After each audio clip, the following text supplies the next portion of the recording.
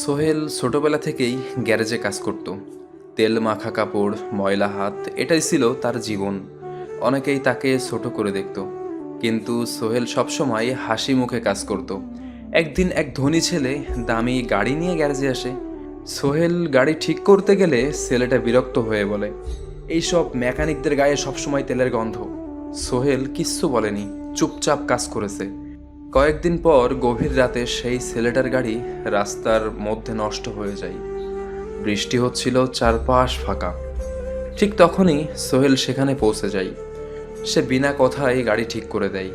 ছেলেটা অবাক হয়ে জিজ্ঞেস করে, আমি তোকে এত অপমান করেছিলাম, তারপরও সাহায্য করলি কেন? সোহেল হেসে বলে, মানুষকে সাহায্য করতে অপমান মনে রাখা লাগে না। ছেলেটা লজ্জায় মাথা নিচু করে ফেলে। মানুষের আসল পরিচয় তার ব্যবহার।